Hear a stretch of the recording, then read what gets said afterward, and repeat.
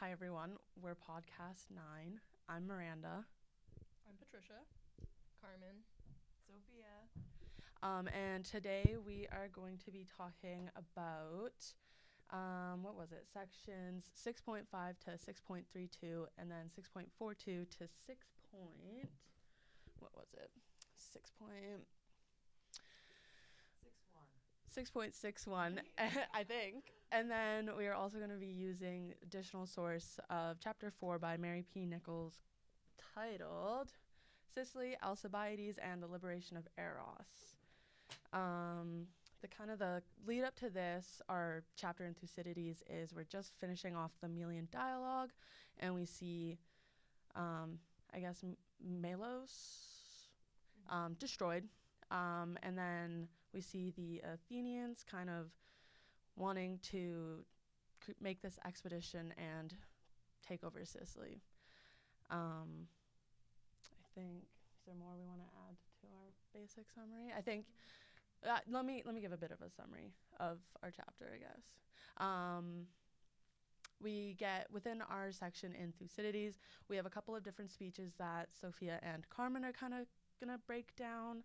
And then Patricia is going to give us a little bit of a summary on, like, Sicily, the background of Sicily and everything. And it's kind of just, it really touches a lot on Alcibiades. And then the additional chapter by Mary P. Nichols, I think, gives a lot of different context on Alcibiades and his role in Athenian politics, as well as also talking about Sicily and I think the bigger picture that it plays in this whole Peloponnesian War. Yeah. Is there more we want to add to that, or kind of happy with that? For the basics? Okay. All right. I did just want to add, coming from the Melian dialogue, we did just get the, strong do... I don't want to say this wrong. The strong do The strong do what they must. And no, sorry. The strong and the weak Suffer what they must. Yeah, strong do what they can, weak suffer what they must. Yeah. That was the one thing I wanted to That, add about the very last important. text. So, as Thucydides says, the earliest inhabitants were Cyclops, talking about Homer, which is, he's kind of being sarcastic about it, saying, that there's some romanticization about what's happening in Sicily, which we see later on in the speeches, where people aren't as sure about, what they actually have and, what's actually happening in Sicily. It is really, really far away, as we already know. There's a mix of Ionian and Dorian people in Sicily, and they also have a really long history of naval forces, not as strong as Athens, but like Athens, they also have the naval forces. We've seen earlier in the text, during the archaeology, that there's a history of tyrants in Sicily, which has impacted the factions that are forcing on Sicily. And then it seems like there's a bit of a local culture of fear between, they're more afraid of some of the local forces than Athens at times, and it makes them kind of prone to giving into what Athens is doing. But eventually, after unjust and revolution within, they come to a peace in 4.58, where, similar to the speeches that we actually skip in our section, in the middle, they are saying that it would be better to unite for their own greatness because they'd be better protected against the stronger forces in Athens. But they wouldn't necessarily be competing with Athens, they'd just be more united to protect themselves against it. Did anyone else have anything to say on that? I wanted to connect this part to Morgenthau's Scientific Man. In the preface of Scientific Man, they mention it is not fate that rules the world. Ask the Romans, who experienced a continuous flow of prosperity as long as they governed themselves in a certain way, then an uninterrupted flow of reverses when they followed a different line of action. There are some general causes, either moral or physical, which operate in every monarchy, raise it up, maintain it, or cast it down. And, oh no.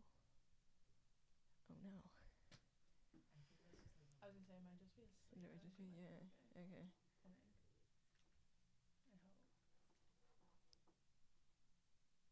Yeah, we're still good. Okay. We the computer just went off for a second.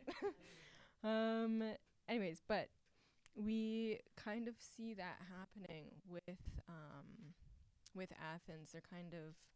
They're moving away from their old moral character and instead moving towards this kind of like frenzy of just wanting to make themselves greater and greater. And I think especially after the capture of Milos, they really feel that they have gotten like stronger, and it's just like within their destiny to conquer everybody. And so what Morgenthau states here about the Romans kind of relates to Athens in that as soon as they change their character, everything just goes downhill. And yeah. Yeah, no, I agree. Yeah. Absolutely. Should we start talking about the speeches? Okay, we will talk about speeches now. But right before the speeches, the reason why Athens goes to Sicily is because the Augustinians, yeah, they have been in Athens asking for help against the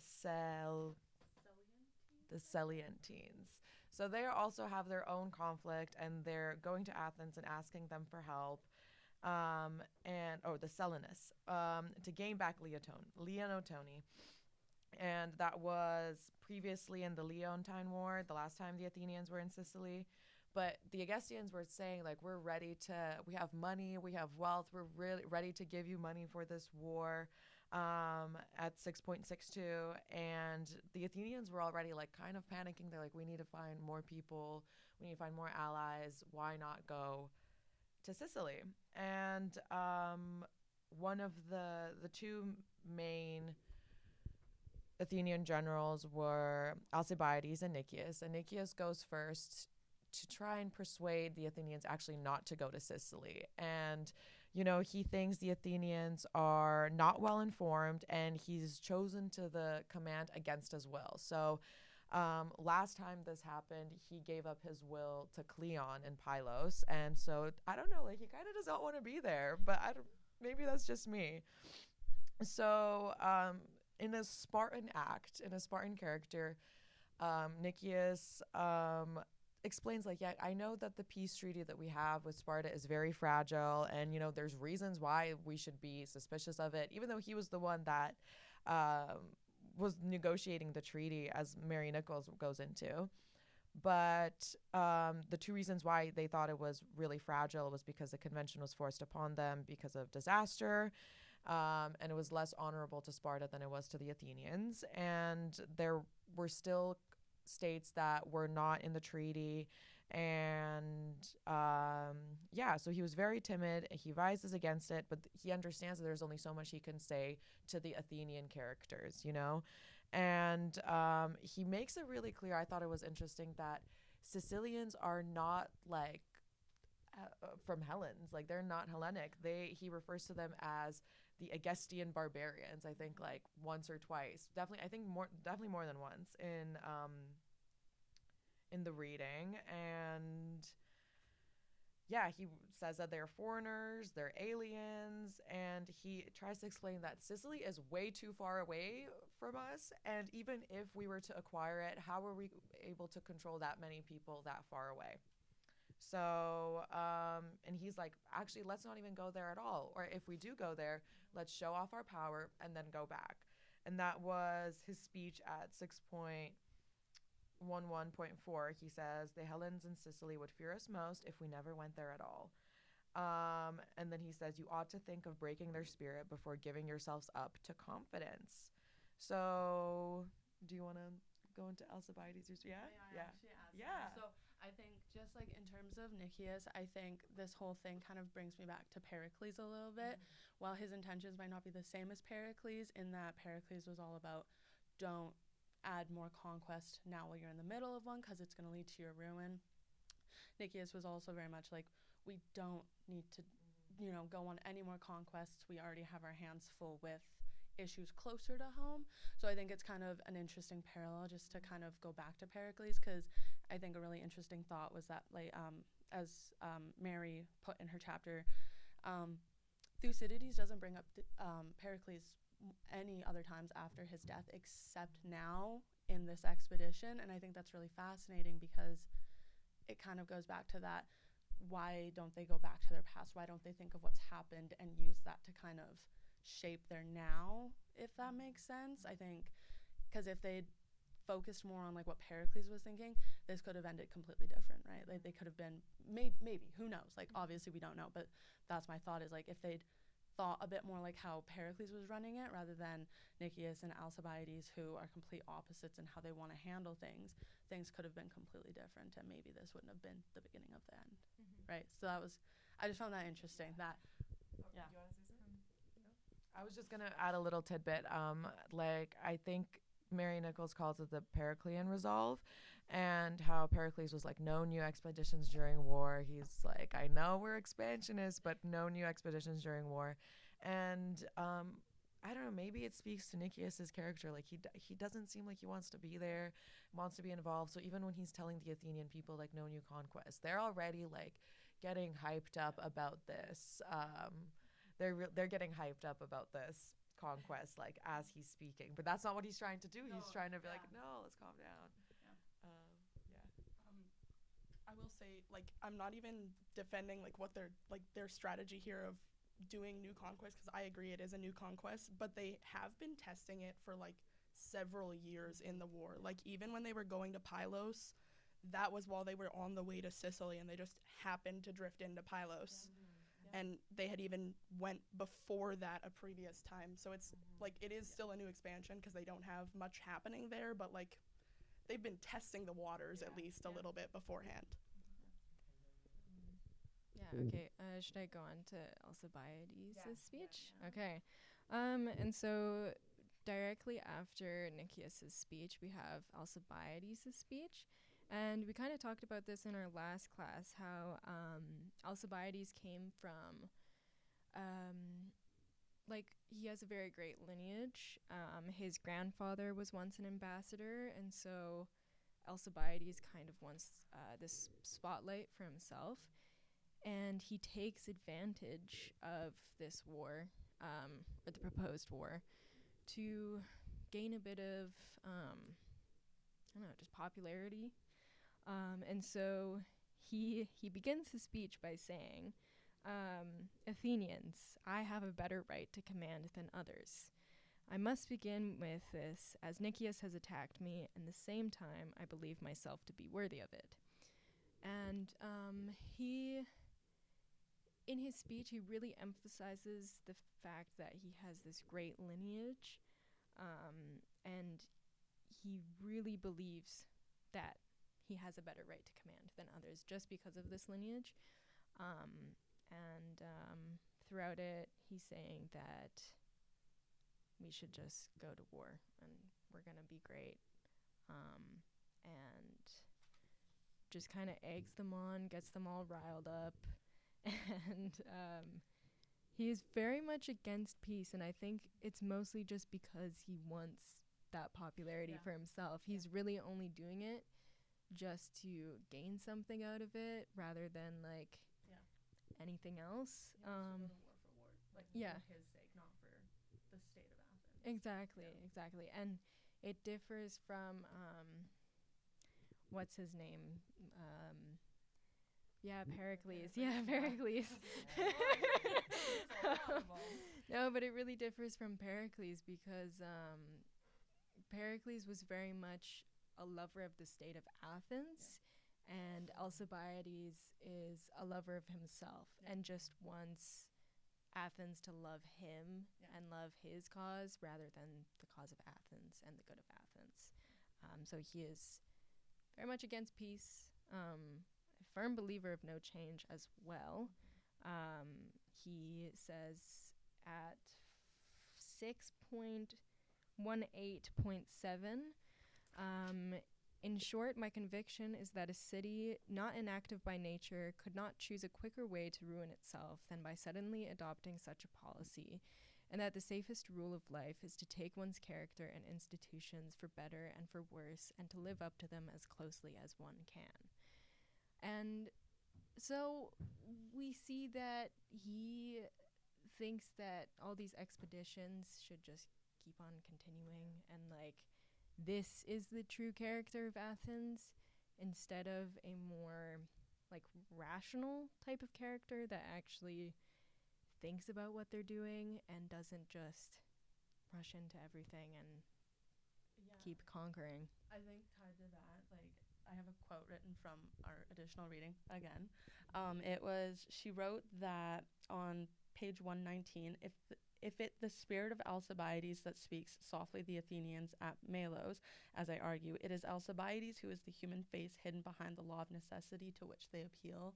I think that applies to this in the sense that he wants the character of Athens to be based off of him. You know, he's so feels so big about himself that he's like, I should be what you guys want to emulate and be. And I think ultimately that's a very dangerous way to think. Yeah. Do you have anything? I was just gonna add, like, talking about the people. At the end of Nicias' speech, he kind of throws shade at Alcibiades. He's like, this guy is young.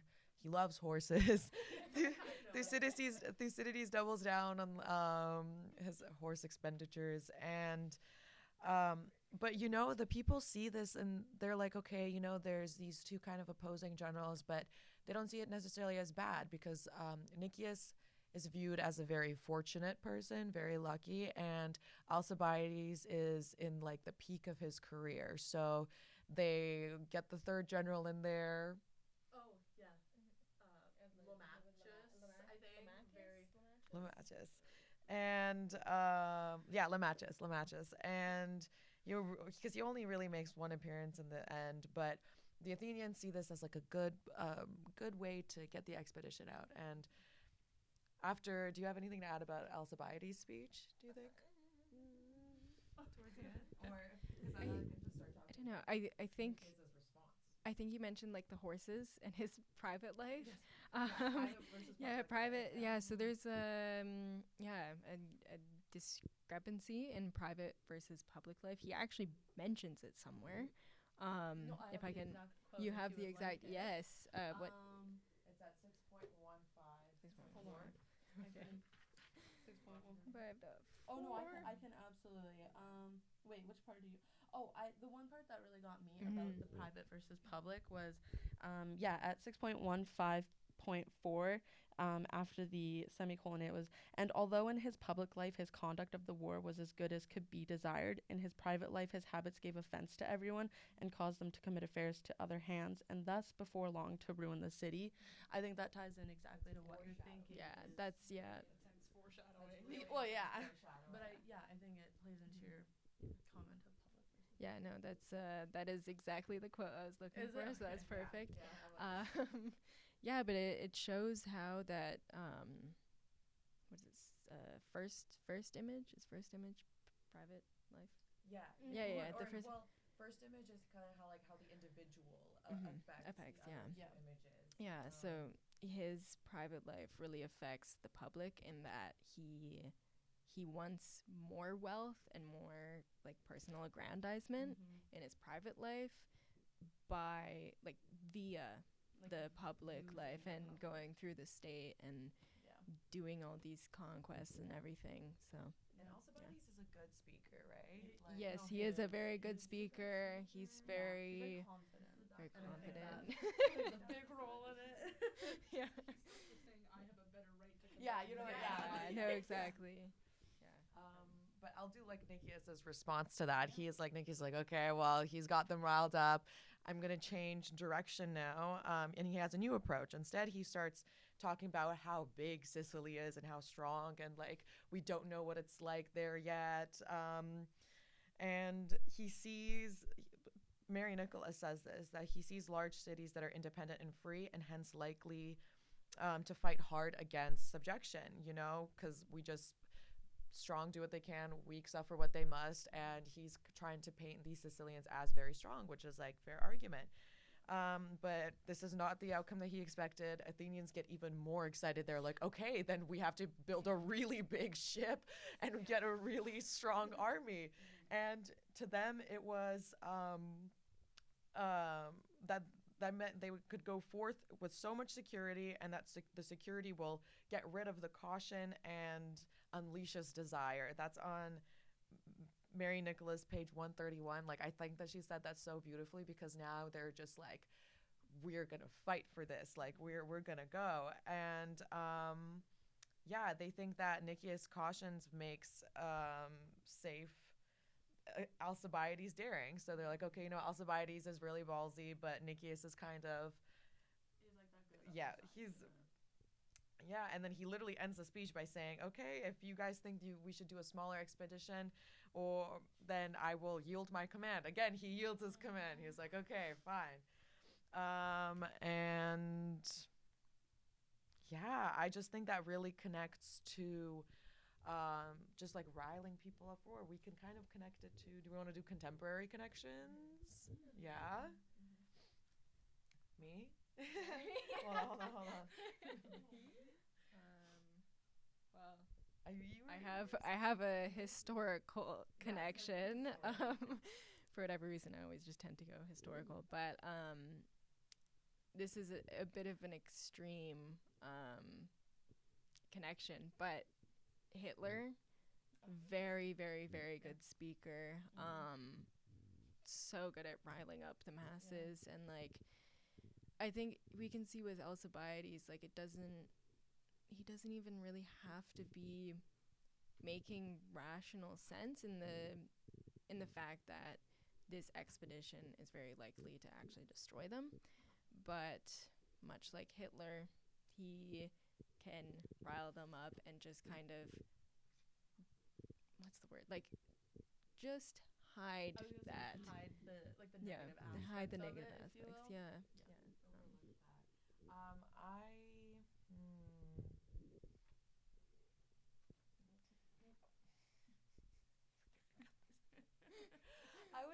I was gonna connect this a little bit to Russia. Like, I feel like we can do Russia in the Second World War, kind of how they were building up like armaments and everything, and having these huge shows for the military. And honestly, like, let me just say this is happening now too in Russia. Let's so I think that we can connect how Alcibiades is acting towards how Putin is acting. He's showing off his strength, he's showing off his wealth. But is he doing that for the country of Russia? No, like, he's doing that for his own selfish power. And we see at 6.44, this is when the Athenian army starts their preparations, and they're excited. And I'm kind of going back to the book now, but turns out they were duped by the Augustans, the ones that were begging them for all the money. They didn't have it. They had 30 talents to give them, and turns out that when they took them on a tour around the state, that they were just like showing off their nicest places, borrowing gold and stuff from outside of that. And I think that we can see how now in politics, like, is it all just for show now? Like, are we just showing our strength? But anyways, Alcibiades' ruin is coming up. If anybody wants to talk about that, I think this is the most interesting part of the chapter. So there is, I don't remember. People start to get suspicious. Yes, people start to get suspicious. Or should we talk about, like, Suspicious. Sicily first, going to Sicily? Yeah, we can talk about. Yeah. Guys, Well, don't worry, I'm yeah. gonna edit all of this. Okay. Well, I think we should say right before they go. Yeah, Yeah, let's exactly. The explain Hermite. that, Yeah, and yeah, then yeah. go into, like, the So, actual- did you? explain Yeah, the you start can. of it, and then you can start to analyze. Okay. So essentially, right before they're going to go, and they've decided they're going to Sicily, and then, oh no, the Hermae, the temples, the figures in the temples, are mutilated the night before they're about to leave. And the matter was taken up more seriously, as though it was thought to be ominous for the expedition, as part of a conspiracy to bring about a revolution and to upset the democracy, which doesn't really seem like how Athens usually reacts to things. Like, wasn't it only like a few sections ago that they were in a temple and like refusing to leave? Essentially, they're like, I don't really care at all that it's a temple. But Alcibiades is implicated in this, and he's denying the charges and then offers to stand on trial, which this eventually does not go very well for him at all. So yeah, he is set for trial, and I have notes on this.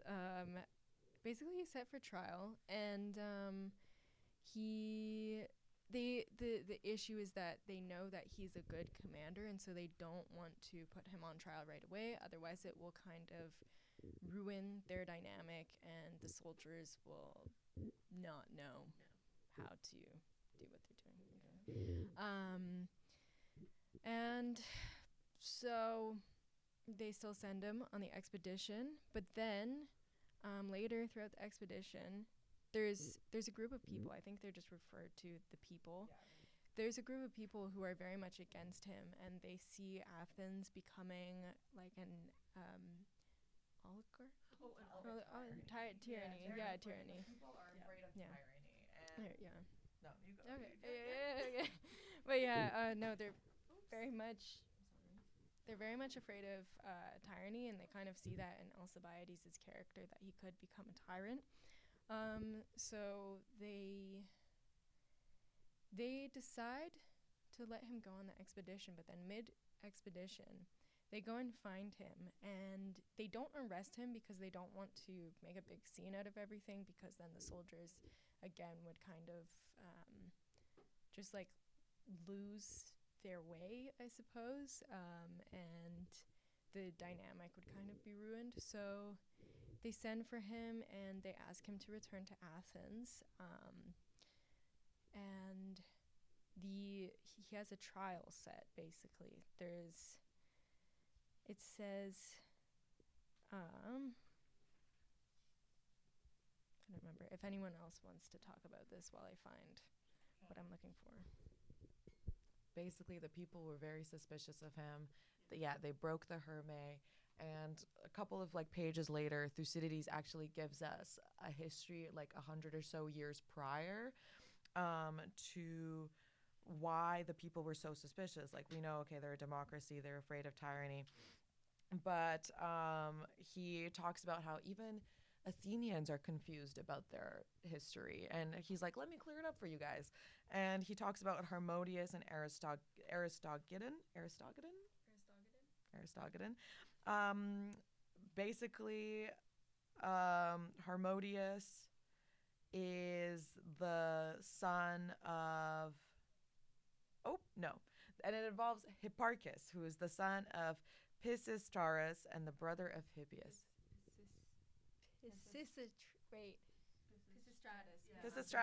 Pisistratus. Oh, I really think I'm doing them right. Okay, Pisistratus and his brother was Hippias, and basically I think it was like some kind of lover's quarrel, and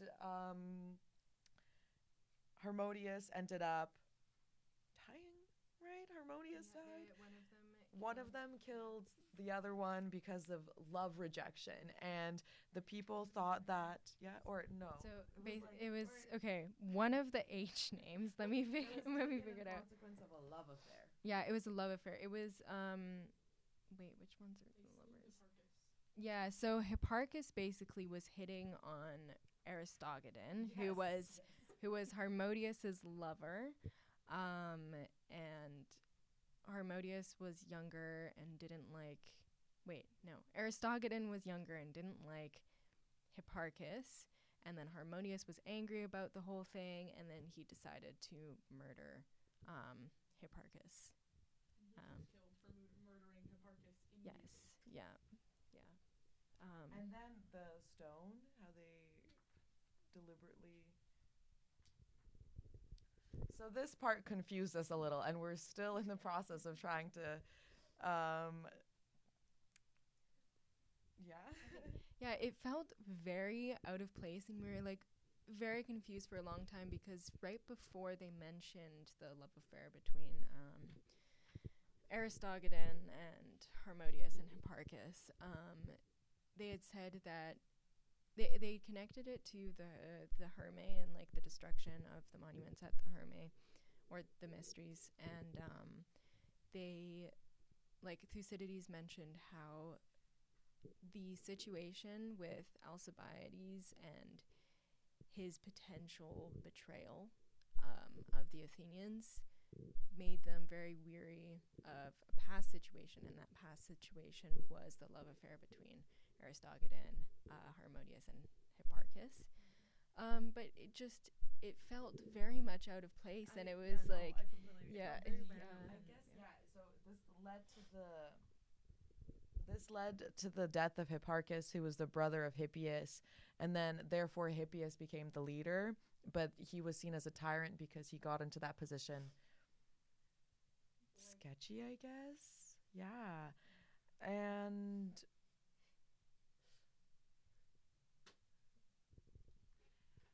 Even I feel like the story's confusing, but I feel like considering that it is placed where it is, like with the love affair so important, and then the deaths turn into greater tyranny, I think either way it ties back to like public, private, or individual and state, because like the personal actions of this love affair have led to like 4 more years of tyranny before that, which even the Athenians didn't even understand happened because they were confused about the history. And I think clarifying the impact that the personal and private can have, I think is part of why it's placed here in the text, just to like provide more context. Yeah, I think also it also plays into the whole not remembering your history and allowing that to guide you, I think is what that like could play into, because yeah, like I think yeah, I think it feels weird, but I guess like thinking of it that way, it kind of makes sense, because they all think Alcibiades is an aspiring tyrant, and maybe he is, and they're not really recognizing their own past and utilizing that to kind of correct and alter what is happening to prevent that from happening. So I guess yeah, it's private versus public, and like the whole you're not remembering and using your history.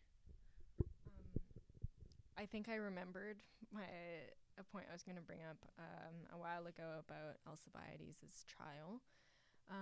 When I was reading it, I was thinking about how, like, the way that they described the trial was that at 6.29.3, they go. Where should go? But his enemies feared that he would have the army support if he were tried immediately, and that the people might relent in favor of the man and protect him as the cause of the Argives and some of the Mantineans joining the expedition, and did their utmost to have this proposition rejected, putting forward other orators who said that he ought to at present to sail and not delay the departure of the army, and be tried on his return within a fixed number of days, their plan being to have him sent for and brought home for trial upon some graver charge, which they would more easily trump up in his absence.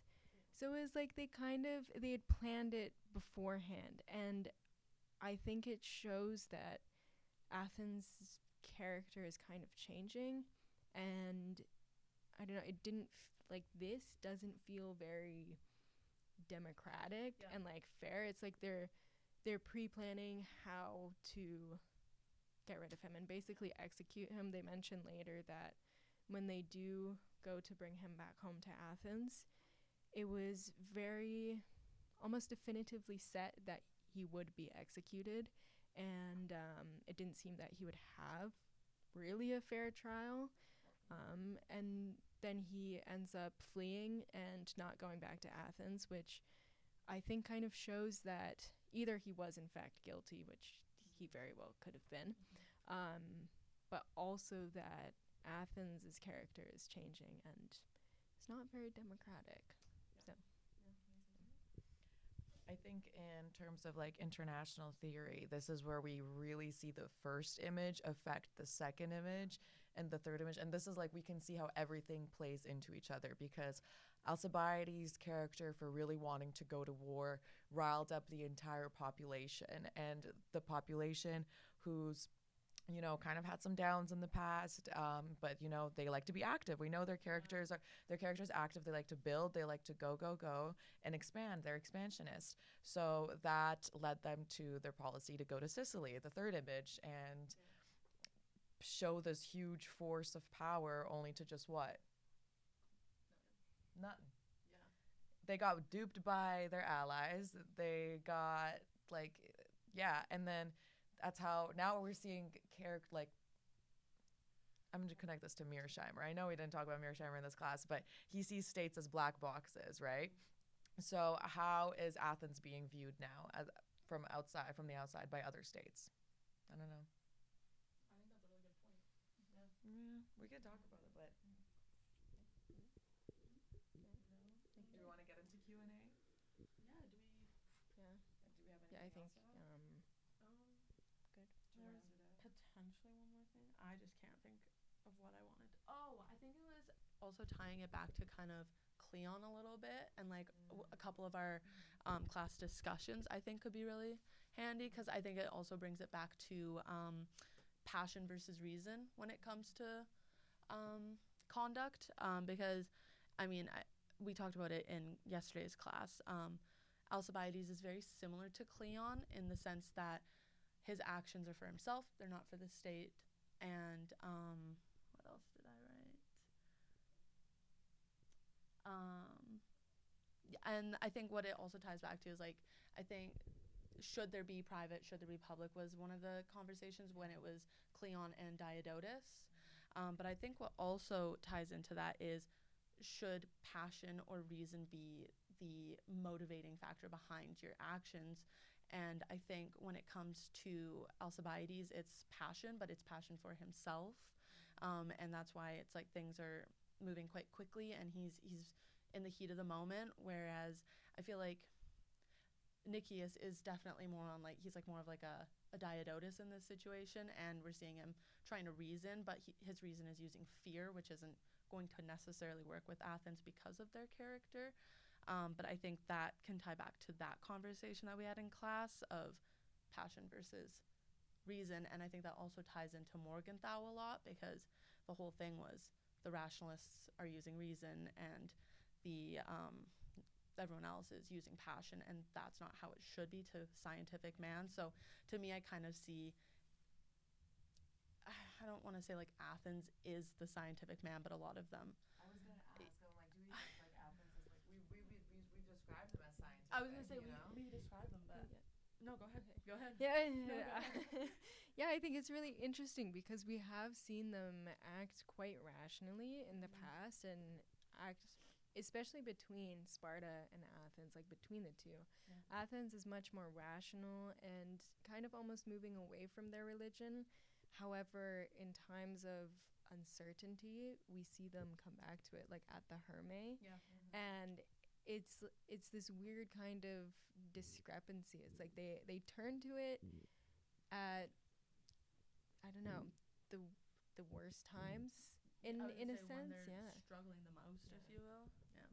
It seems like they're potentially prone to what in a more contemporary example would be what a populist leader would be doing to get everyone by emotional responses. And it seems like they're really prone to responding emotionally, even if they're in general the more scientific their choices are based on that. They're still really prone to when things are going bad for them, they have to, and it's easy for that to be pushed by someone like Alcibiades and pushed beyond what it needs to be. Yeah. I had another question. Do we see human nature as a big factor in these expeditions and other things the Athenians are doing? Oh, she's ready. I definitely think so, and I think connecting it to Hobbes and Hobbes's state of nature, and how every man is just for themselves and just wanting to protect themselves.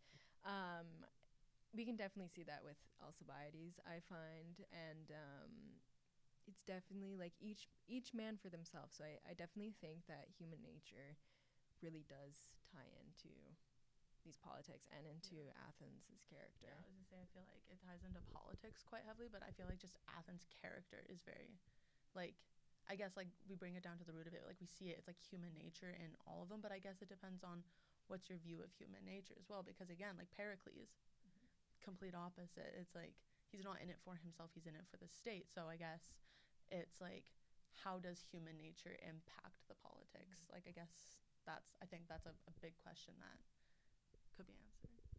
But then look at the reaction that the people had towards Pericles versus Alcibiades. No, it's true. Maybe the people know, you know. Do we have? Oh, but I don't know what else to add to that. I agree with what Carmen said. Yeah, Yeah, no, I you agree. did good. Yeah. Yeah. And then do we think that human nature is like super static, or do you think that the situation of the cities really impacts how human nature is treated? Like in like Spartans, it's all human nature, but like Spartans are going to respond to things differently because of their whole historical situation and societal situation. Do you think that has an impact? That's a good question, Patricia. Yeah, no, that is a really good question. I feel like I don't feel like human nature is static. I don't know. I think like we're constantly like, I don't know. I don't know because I mean I guess like we're still seeing things happening today, so it's like it is, but it isn't. I don't know. I don't know. I would say there's a certain level of human nature, like character, that does remain static, Yeah. but there is always that room for change. And so I think with Sparta and Athens, as the war continues, we do see a bit of a change in character, and especially like from where we saw Athens in the beginning. I think they were more, I would say, a little more moral Yeah. and more rational in a more moral sense. But all this war just, I think, drives them into some sort of frenzy. And then, yeah, they're compelled. Yeah, they're compelled to take over other states. And I think we can say with Sparta, there is that like underlying, there is a part of like a static character. Yeah. But now, like with the last reading, we've seen that they're kind of changing and almost moving away from an oligarchy. Yeah. I do think the point on like, does like the context matter? I think it does. I think like situations are what is going to maybe like human nature is static, but I think the situations and the context of the time, the progress, etc. I think that's what's going to have the greatest impact, I guess, on how humans adapt to that and like how they adapt and react, I guess. Maybe would be it.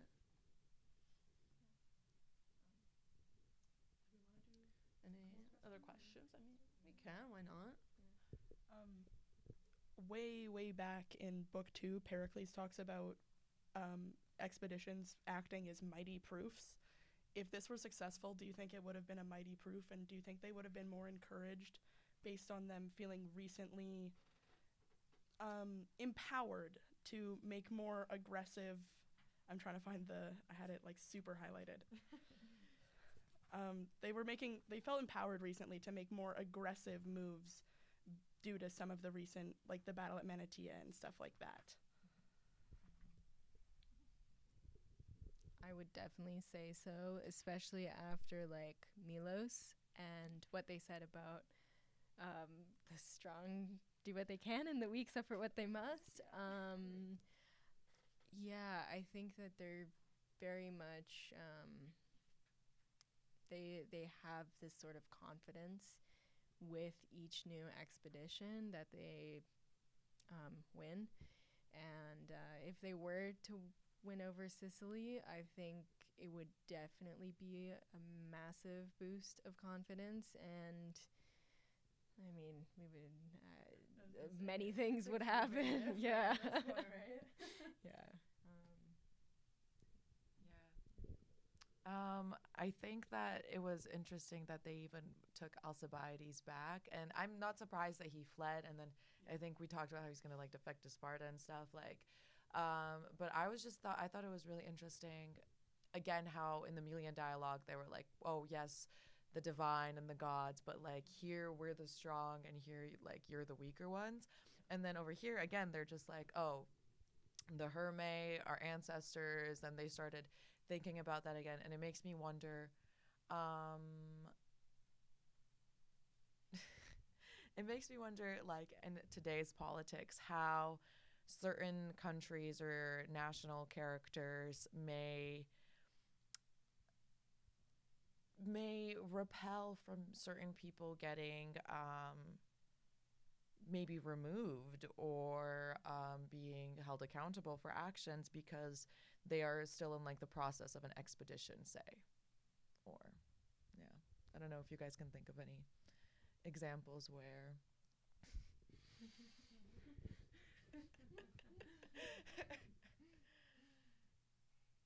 Yeah, okay. So to close it off, how should we close it off?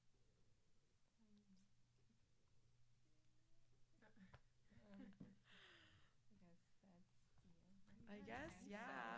Do you want to ask any other questions? I don't think so. I actually have a little bit more to say about the question I just asked. Okay. Love that. I it could have been a mighty proof, but Nicias even talks about like instead of being a mighty proof, it could have hurt their reputation. It could have been a mighty proof that they're doing all too much altogether and would look better if they showed that they could keep their strength together and compose themselves and stay at home. That's in 6.114. The Hellenes in Sicily would fear us most if we never went there at all. And next to this, if displaying our power, we went away again as soon as possible. So he doesn't want to damage their reputation by going in and doing it poorly, which is a really big change from Pericles saying that they've ruled by mighty proofs.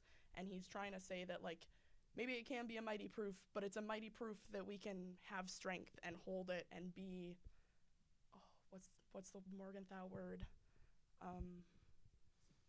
No.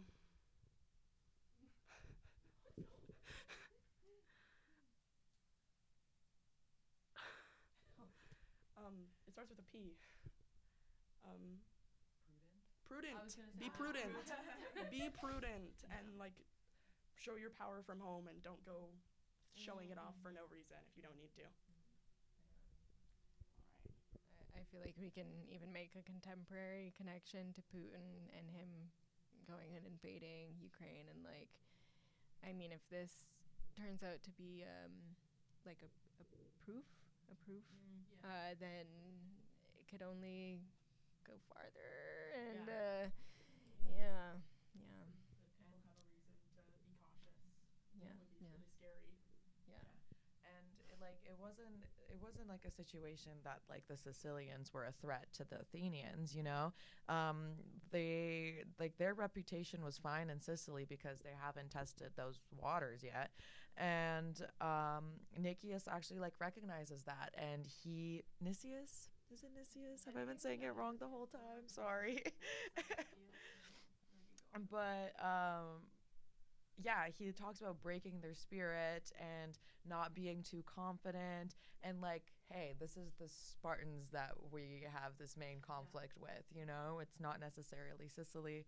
So this just does feel like a huge display of like power and wealth to show off that, like, oh yeah. And I think Putin is a great connection to it because if it is a proof that he's doing in Ukraine, then it's only going to expand further. But I feel like with, yeah, actually, I'm going to end on that. Well, that's it. Yeah, thanks for watching. Yeah.